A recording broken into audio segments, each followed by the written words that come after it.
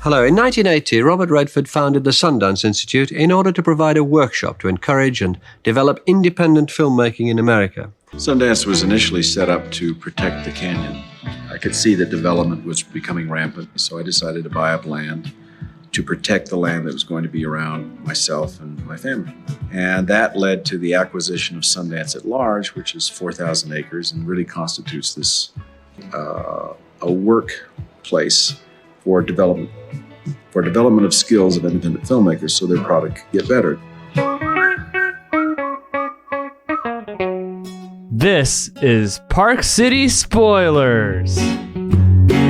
This is Spoilers. I don't know. I didn't really have an intro. Spoilers at Sundance. Park City Josh. Something like that. You were there. I wasn't there. How was Sundance 2023? Representing spoilers, right? Hi, this is Josh from Goshen. I went to Sundance. I had the honor and privilege of going there for my job. Kind of a conference we were attending that's adjacent to Sundance called Windrider. And then also just like as professional development. We're there for like 2 full days that we were like really in the city with tickets. And we got to see 5 feature films, a handful of short films too. But I texted you afterwards and was like, I saw some pretty amazing movies. Do you want to talk about it? And I said, absolutely. We're gonna, this is Pappy, recorded from Kalamazoo, like the Primus song. I think we talked about this a little bit. We're gonna get into spoilers for some of these, but since there's not a way to see it, we're gonna tread a little lightly. So I'll just cue up the movie and then ask what your thoughts were for it. And I have 6 on my list, so maybe one of these was a short. But let's start with Landscape with Invisible Hand. I wasn't able to find a trailer for any of these, so I have no context for this one. What was it about? So that's based on a sci-fi book by M.T. Anderson. And essentially, it's about an alien takeover of Earth, but it's not like a violent takeover. It's like an economic takeover. Basically, the deals and the goods and the production that the aliens can provide, the first humans that kind of jump on those handshake deals become part of the new upper crust of humanity. Is it like crypto? Are these crypto bro aliens? Is that what you're saying? They're selling NFTs? I didn't think of crypto, but no, they can just they can print meat in a lab. Oh. So regular meat is still available and rare and like really expensive, but the printed off meat is just as delicious and way more profitable. So think about just like any item, any food thing, the aliens can it's almost like they can 3D print anything to a great extent or something. The aliens' power is just incredible margins on everything. They're able to Yes. One cool little detail is the aliens are kind of like little coffee table shaped things, and their language is all about slapping and rubbing their hands together. They don't have. You see the aliens? Yeah. You see them quite a bit, and they have the opposite of pap hands. So they're not greasy or wet that just slide. They grate against each other. So it's so much traction. Yes, exactly. They do these really quick sign language things, but it's actually the noise that it's making that's speaking. So yeah, there's some pretty interesting things in this movie for sure. Looking at the cast here, looks like a pretty young cast. Plus Tiffany Haddish, she's a pretty big star. How was the cast overall? Was it? I guess what is the age for this? Because with kids, it looks like a PG-13 type deal. PG-13 plus. I don't know what they're gonna rate this. Honestly, it's kind of between that and an R. Asante Black, he was getting a lot of praise at Sundance, and I will say this little blip with Tiffany Haddish is probably the most famous thing that I actually saw at Sundance. Because at the very beginning of our Q&A, she was there along with the director and a bunch of the cast. And some guy in the audience, he stood up and he was like, well, just to warn you, I have a little bit of a provocative question. And he twirls his neck beard a few times. And he's like, don't you think the exploitation in the movie is a lot how Sundance exploits its filmmakers and artists? or something like that. And the producer, there's kind of a groan in the audience. This guy. And the producers started raising their mics like really slowly, kind of looking at each other to see who would answer. But then, much to everyone's pleasant surprise, Tiffany rose her mic up the quickest. She out-quick drew everyone and basically had a great little speech about how this was a vision put together by a bunch of collaborators, and she couldn't be like more proud to work with the team. So it was very much like a sit down and shut up moment that was fun. I'm a big fan of everyone on that stage, but I feel compelled to ask a kind of provocative question, so I hope that's okay. I'm curious, it's mainly for the producers and also for the Sundance programming team, but if y'all found it ironic that you have a film that's about exploiting young artists and also has studio financing, having its world premiere at an indie film festival from an established director. But yeah. First of all,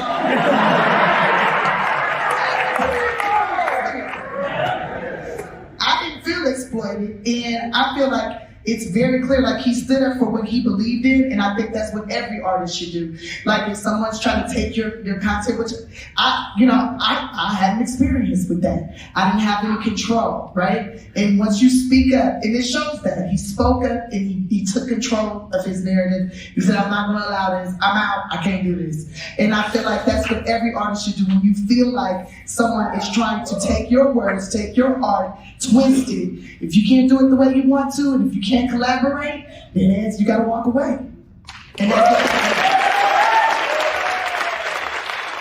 And And Pappy, as you could guess, I told the people I went with, like, these Q&As at Sundance are probably the coolest part about them, but they're also a part where the questions become a little bit of a pissing contest.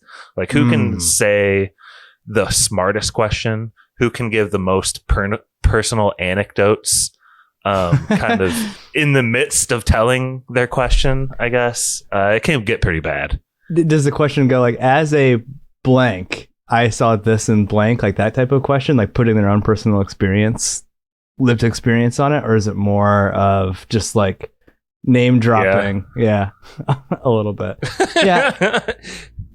I don't know. So this was directed, real quick, by Corey Finley, who also directed a movie that I really liked. The audience might be familiar with it, Thoroughbreds. It was like an early Anya Taylor-Joy movie, and that movie was like really dark, but also really funny. So I might want to check this one out. It was Landscape with Invisible Hand. It seems like there's a word missing in there, right? It should be like the landscape with an invisible hand or something. Yeah. That might harm it in the box office. But next up on your list, you had Theater Camp.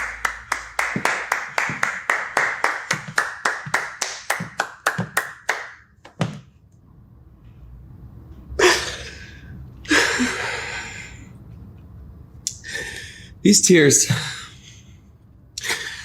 are completely unrelated to you. They have nothing to do with you. They're fake. I just fabricated them. I'm going to show you how to do that right now. Give my regards. So I was kind of familiar with this one. Ben Platt is a pretty big star. He was in Pitch Perfect. I think he was Evan Hansen in the Dear Evan Hansen movie or show. I don't know which one. But there's also a short that came out, I think, 5 or so years ago, and I was watching a little bit of the short recently, and it was pretty funny on YouTube. Did you enjoy Theater Camp? I loved Theater Camp. Ooh. I thought it might have been my favorite movie in the group for a while. As much as I love weird and sci-fi and dark stuff, and we'll get to more of that later, man, this made me laugh so much. Did you check out the showtime I had for this one? This looks like you saw it at 5:55 p.m. Wait, no, sorry, 11:55 p.m. to 3 a.m. Yes. And that's mountain time. That's late. Yeah. It's later than we record spoilers. it's not quite a 2-hour movie, so it didn't go to 3 a.m. Mountain Time, but it was the latest movie we saw. Actually, there's part of our group that didn't attend because they were kind of jet lagged and just weren't able to make it. But those of us who didn't get a Q&A. The director, Molly Gordon, stepped out and said something quickly to us right at the beginning. Then we just watched the show and laughed our asses off. I really liked it. It kind of reminded me of South Park level writing, where there's like musical and things come full circle and there's jokes in between and layered on and ones that like add up along the way too. I want to also institute a little award, our own Palm de Josh. If we get to your favorite of these, let us know. Was either Invisible Hand or Theater Camp your favorite so far of the whole thing? Theater Camp, I think, ended up being my second favorite. Oh, So, all right. do you want to know about any of the characters specifically? I would love to tease out a couple of the really cool details in some of these movies, but yeah, well, it's in Theater Camp. From what I saw from the short, it looked like, and like I said, I skimmed through. I didn't watch it. It was kind of disjointed. The short, it seemed like a lot of little skits, but it seemed like there was like one good theater camp teacher and like a lot of like self-obsessed theater camp teachers, and that was a lot of like the comedy, like almost a little bit like The Office. Is it just more of that in the feature? No, I think there's a lot of competent teachers. I think more so, I would say on the flip side, there's one, his name is Troy. His character name is played by Jimmy Tatro. He is the most dysfunctional, doesn't know anything about theater. He's like the fish out of water, and he's running the camp because his mom, who's played by Amy Sedaris with like old makeup on, his mom has like a stroke and is in a coma for the movie. So it is a coma movie. You got that going for you right off the bat. There's someone in a coma for a long period of time, and Troy comes in, and he's just like, he's kind of all about that thug life.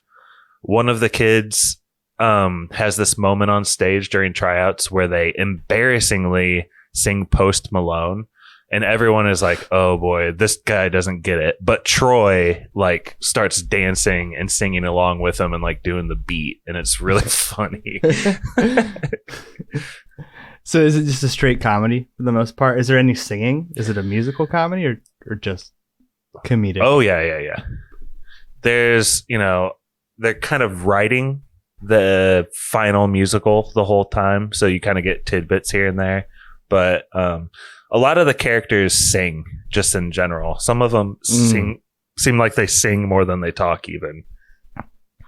Does it you have no idea like when these will be released, right? Like that's not part of anything that you learn from Sundance. You kind of just see the movie. Correct.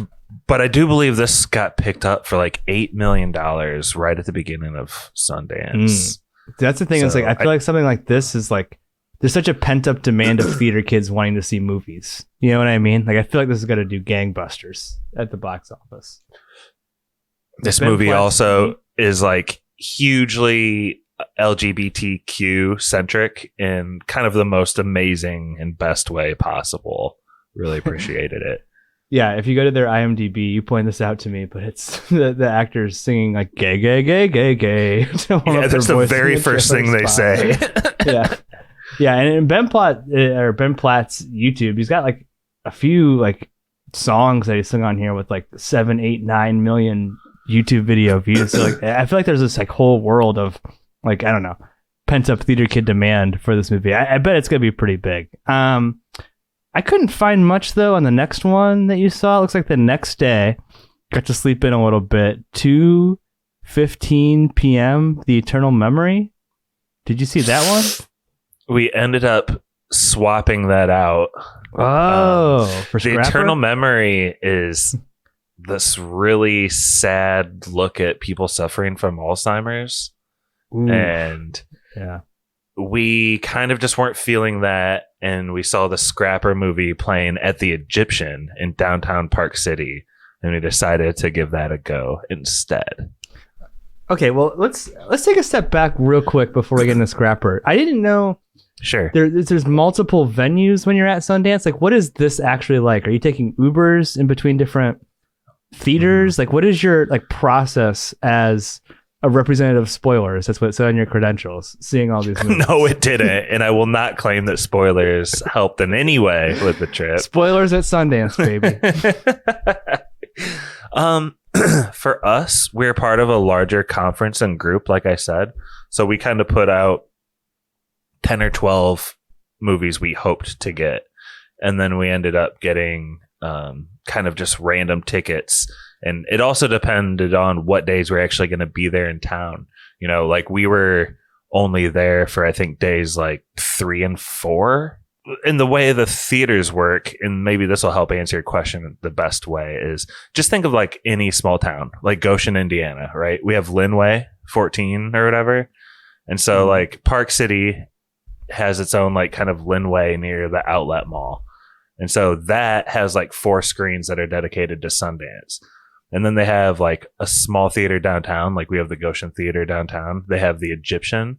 And so it's a little bit smaller, but it's like classic. And then they have a couple schools. There's the biggest one, I think, is the Eccles Auditorium or the Eccles Center. And so it's a huge auditorium and the sound is amazing in there. I actually saw 2 of the movies there, including Landscape with Invisible Hand. And I feel like they have a lot of premieres there, and there's another school location, and there's a couple churches that they convert auditoriums. So overall, I think there's something like 14 different screening theaters. And like you said, they're not all within walking distance. So you either got a rental car, or you're Ubering, or you're catching a ride some way, somehow. But you want to get there early because there's usually a line. You want to get seats. You want to get seats by people you're with. And then also there's a Q&A at the end. So you're going to be staying like past the credits, and then tons of applause. Be ready to like clap your ass off. Kind of got sick of like applauding every like 5 seconds, to be honest. But like standing ovations for each of the movies, making everyone feel good about it. Are snacks a thing? Are people, you mentioned like one of them was kind of like the Linway, the Ray Theater. So are people like going up to the counter and getting like popcorn and like nachos and bringing it back to their seat? Or is everyone like too serious for that? no, well, at the one that's like a movie theater, of course you can. But the one that was a school, like it's a little bit nicer. So they had like pizza that you could just eat by the slice in the lobby. But they were telling people like, please don't take anything besides water into this auditorium. So it just depended on which venue you were at, honestly. Yeah, fair enough. And you said the Egyptian where you saw Scrapper was like the more classic theater. Was Scrapper a classic movie though? Yeah. There's a child actress in it that I could see becoming a huge thing, or I could see it being like this is the last thing she ever does because she just doesn't care about acting. Like it could go either way. But she's basically like a 45-year-old in a girl's body. And it really works because the premise of the movie's super sad. She's lost her mom. She's a smart ass little English girl living in London. And she's just like making ends meet on her own at 12 years old. So for instance, like when social workers call, she makes this conversation with them using her voice recorder on her phone. She pays the guy at like the gas convenient mart like £5 to say these series of lines. So he'll be like, yes, she's doing very good in school. And so like when the social worker asks us, so how's little Georgie doing in school? Yes, she's doing very good in school. And so she has like, it's just like a bunch of those things. Plus she's a scrapper. So she's like stealing bikes and putting together like little metal bits for money on the side as well. Oh, like a metal scrapper. Okay. I see what you're saying. It's mostly just the bikes, but yeah. I gotta be honest. This has like the least impressive IMDb of like any of these that I've seen. Did it seem like a little bit lower budget than the other ones, or was it like up there? Yeah, okay. Yeah. Yeah, for sure. And definitely lower budget. And the director writer, Charlotte Regan, she came up there and she had, for my ear, pretty hard to understand English accent, like smack dab of London.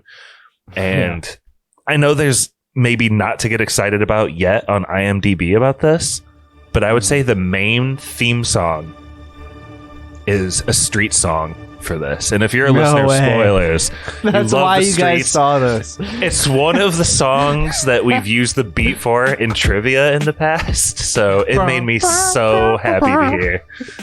Yeah, you guys are gonna see a touching piece on a serious disease that affects millions of people, and you said no, there's a street song in this movie. Let's drive across town. No.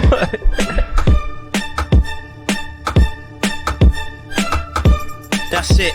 Turn the page on the day, walk away. Cause there's sense in what I say. I'm 45th generation Roman, but I don't know them or care when I'm spitting. So return to your sitting position and listen, it's fitting. And I'm miles ahead and they chase me. You know what? To be fair, they never mention why the mom passes away. That's kind of happened in the past. But her dad, who she's unfamiliar with, is attempting to get back into the picture, and that's what the drama of the movie is all about. Was it close to any waterworks for you? Did you come close to crying at this one at all? It seems a little emotional. You're a dad.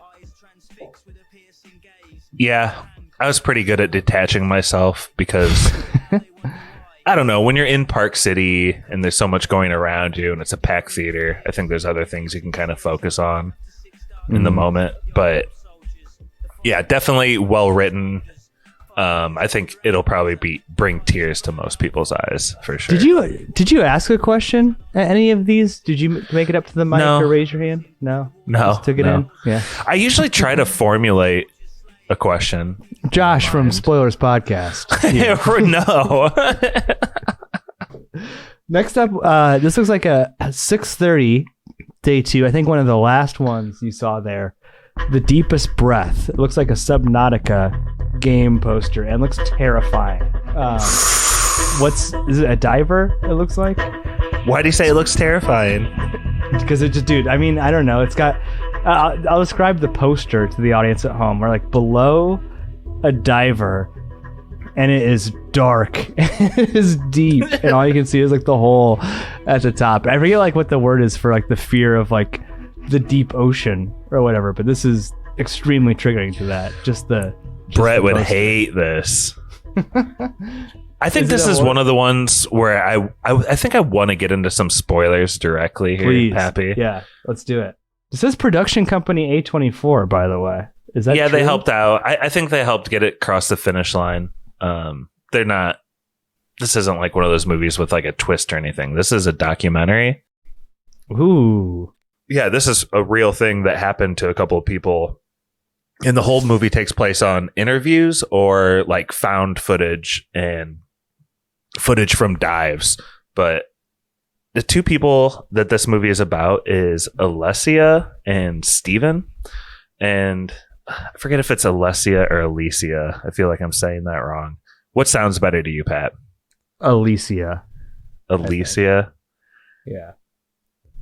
So Alicia is start following her from like a very young age, and she just kind of falls in love with the water. She realizes that she's like really good at these underwater swimming competitions where you go like back and forth lengths of the pool just in one breath. These are the water Navi from Way of the Water. She's competing with like men and women way older than her. She has a role model who's like the Italian record holder. And long story short, she, in the main course of the movie, is attempting to go for the world record dive of just depth, straight down in an ocean. No, yeah. Did she have a scuba thing or no? She's holding her breath? It all takes place in one breath. So the first shot of the movie is her attempting this dive, and it's the entire clip. And so she takes these last gasping breaths at the top of the surface and goes down, And she's on this rope, so she's upside down. She's just grabbing it hand over hand and pulling. And the further she gets down, the more like the pulls send her kind of like gliding and flying. She's really smooth, really calm, really relaxed. Gets to the bottom. It turns out I think this depth is like 112 meters at this point that she's going for. She grabs this tag, sticks it on her leg as proof that she made it, and starts going up. And so up, now she's got her feet kicking a little more. I think it is like 4.5 minutes or something that this all takes place, right? One continuous shot. So she's going up, and the light is crazy in this too. It's like this gradient where when you're down at the tags, it's like basically black. And as she's going slowly up, it starts getting lighter and bluer and a little more colorful. And she gets up to about halfway up, and there's a safety diver, and he's also not got a scuba tank on, and I'll explain this later. He's just another free diver, and he starts swimming up beside her, just like looking at her face and swimming up while she pulls herself up. And she gets about 3/4 of the way up, and there's another safety diver, and he's just watching her face, and they're all three kind of going up. And at about 10 meters to go, her hand just kind of stops, and she totally lets go of the rope, and she like jerks a couple times. And the safety divers grab her by like the neck and head and force her up to the surface. The camera breaks the surface, and we see this woman's like gagging for breath, not breathing, and her eyes just like bugged out of her head bobbling. Blah. Somebody goes down to give her CPR, and it like smash cuts to like this big shot of the open ocean, and it says the deepest breath. Let's fucking go. It's like, holy shit. That's amazing.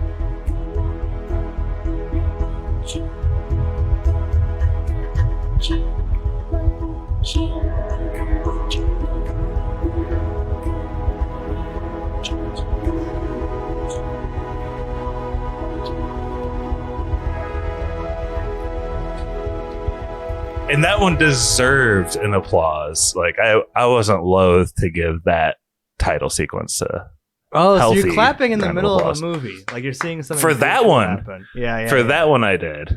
Okay. For everything else, it's like, here's the director, clap, clap, clap. Here's the producer, blah, blah, blah. Here's the second line producer, clap, clap, clap. Here's this, like, you know what I mean? It's like a, and it's cool, and they deserve their moment, but you get a little fatigued by the end of it. And honestly, I'll get to a little bit more here. So the woman in question there, that's Alicia.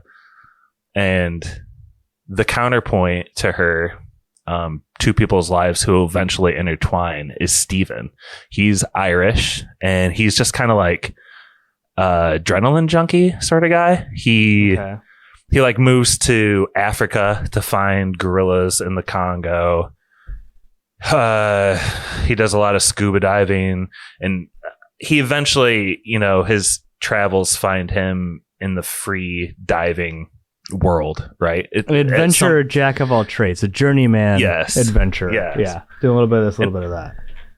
And he seems to find a love eventually with this free diving thing. And he's not as competitive as Alicia, but he loves it, and he gets into the safety side of it. So like I said earlier, when she's going up and those safety divers are like meeting her at certain points, that guy that went down the furthest and met her at halfway, that's actually Steven, you find out later, right? And so he like works, that's his like job at the point that they meet. And that moment that they show at the beginning of the movie actually isn't the end. No one dies there. They successfully like resuscitate her. She like fucking dives again the next day, still going for this record. Like, these people are relentless, Pap. Is there any like kind of like, I'm picturing like a Red Bull type event. Is this just some person attempting this record kind of on her own? Does she have a big entourage with her, or is this like for the sake of the film that's being produced type thing? You know what I mean? No, they're definitely events, but they're pretty small-ish.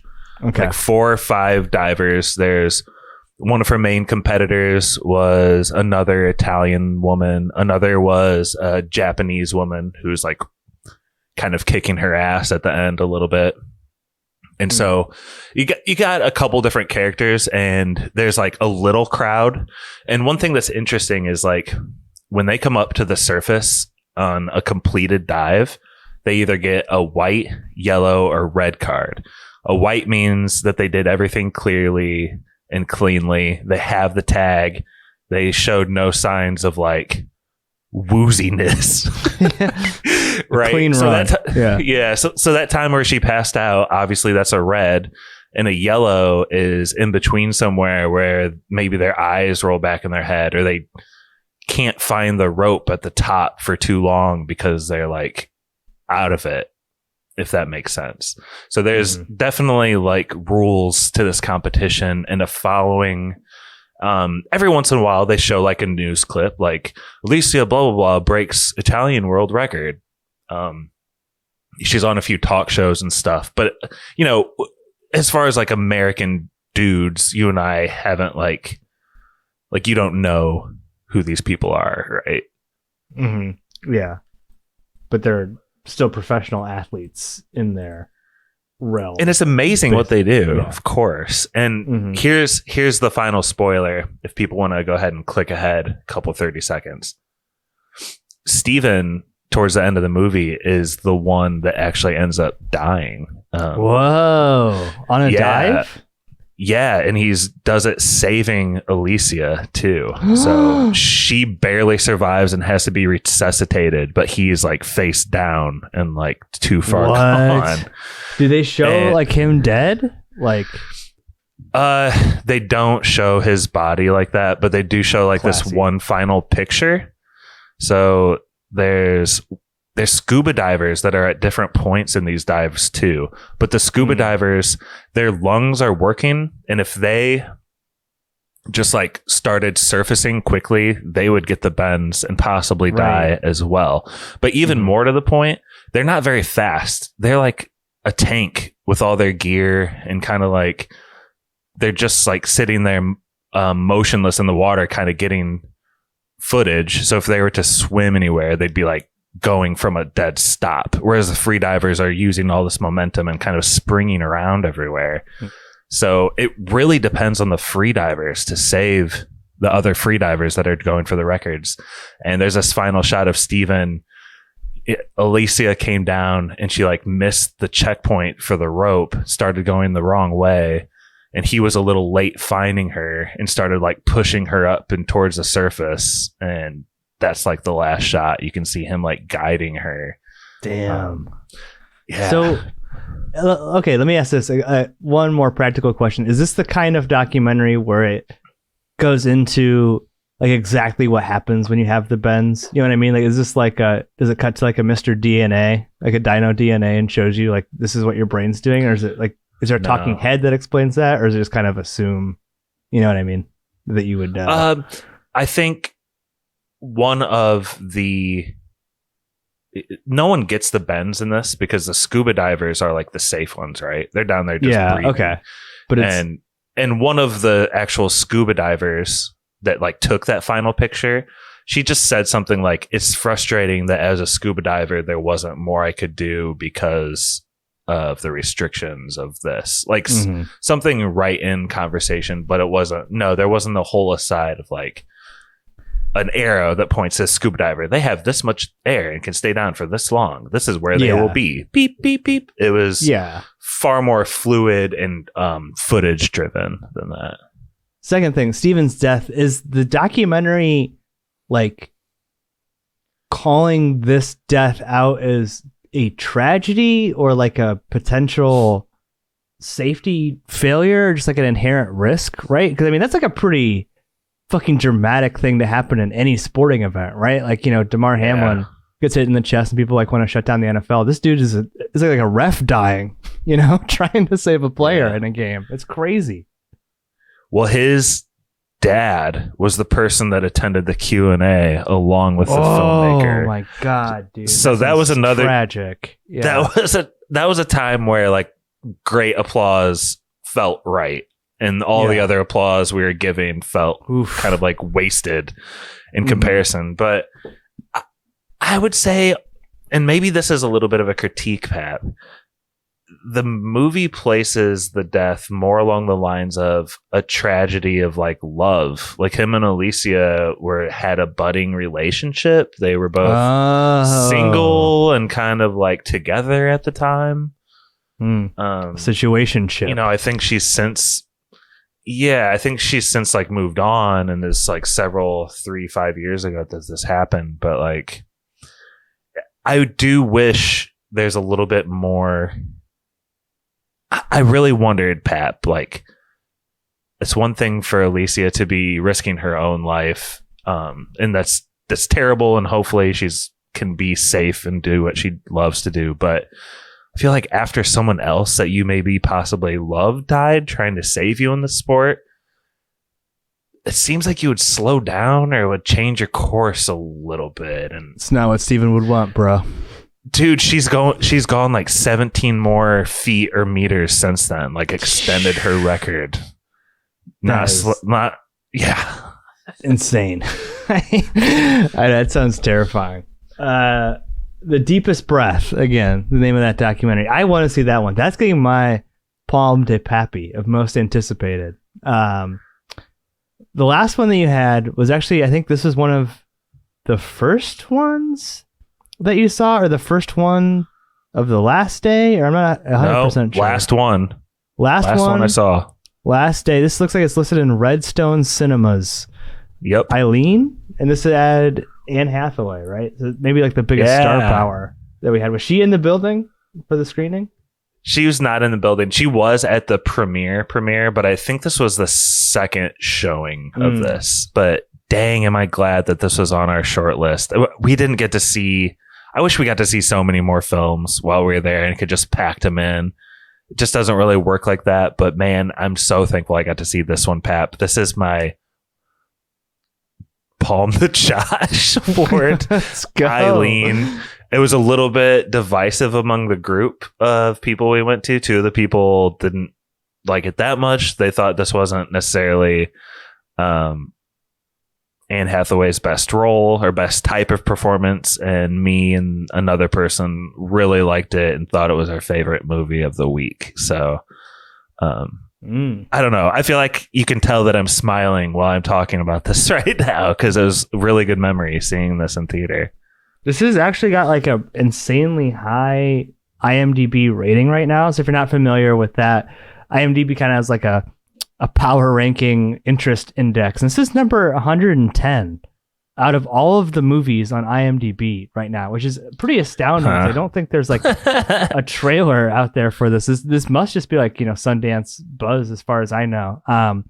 William Oldroyd looks like he's only directed. Only other feature he directed was Lady Macbeth, which came out in 2016. I remember that coming out, but I don't remember anything from it. Josh, the description is a woman's friendship with a new coworker at the prison facility where she works takes a sinister turn. What's the general tone of this? Because that doesn't tell me a lot. Is this thriller, comedy? Thomas and Mackenzie, it's her vehicle, right? She's 24-year-old, just got back from college. And I think you need to know that because the tone is through her eyes, and she has like violent thoughts that surface a couple times, and she has very sexual thoughts that surface often. This is kind of an uncomfortable movie to watch with co-workers at the beginning because it had a couple times where she starts like to touch herself, sort of thing. Like one time, where like people go parking and they like make out. Well, she goes and parks just to watch other people parking. Solo makeout point. So does that give a good? It's dark, right? It's like 1950s or 60s, like, but a gritty look. Seems like there's a lot of people who are really bad alcoholics and abusive, domestic problems, sort of thing. Very rated R movie is what you're saying. Yeah. But your palm to Josh, what made it win? That like, why was this the best?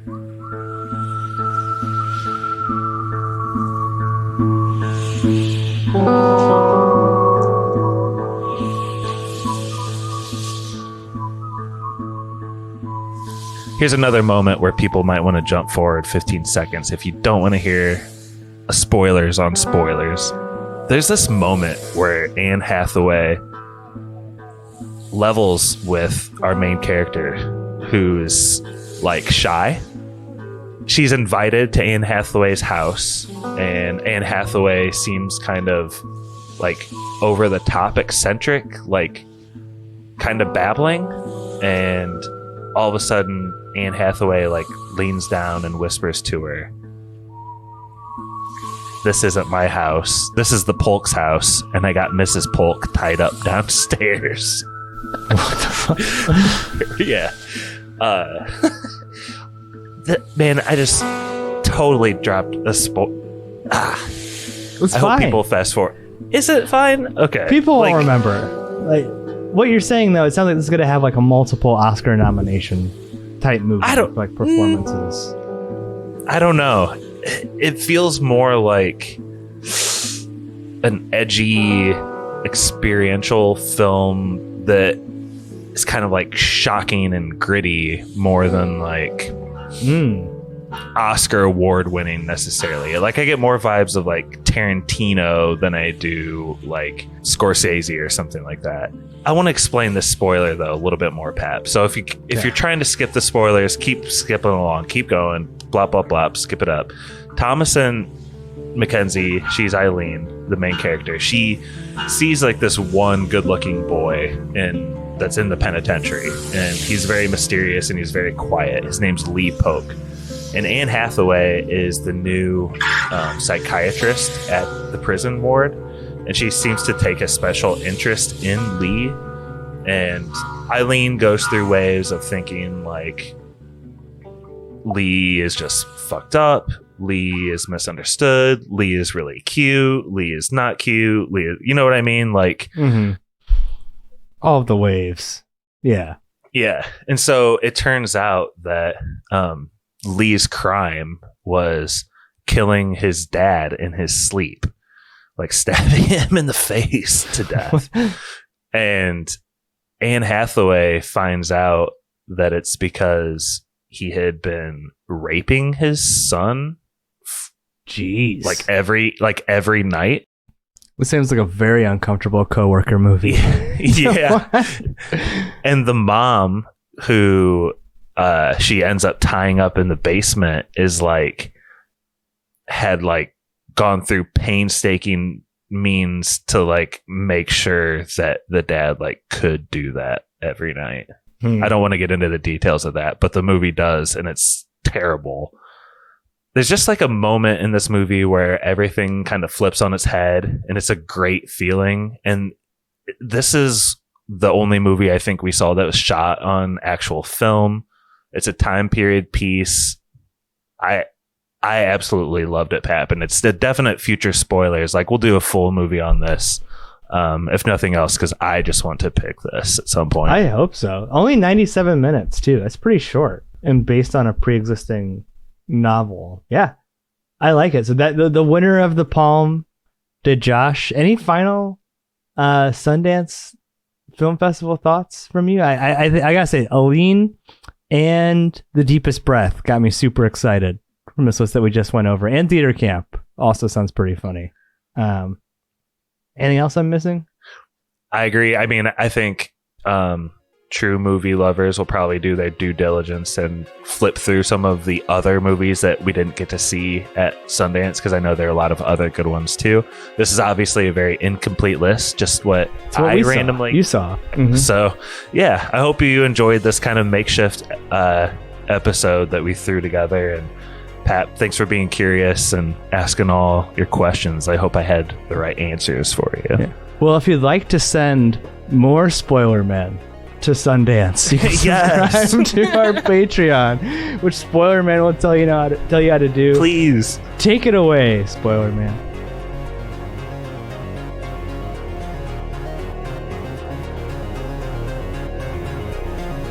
If you'd like to request an episode, hear your name read by Spoiler Man, or even just help us make podcasts, please check us out on patreon.com/spoilerspodcast.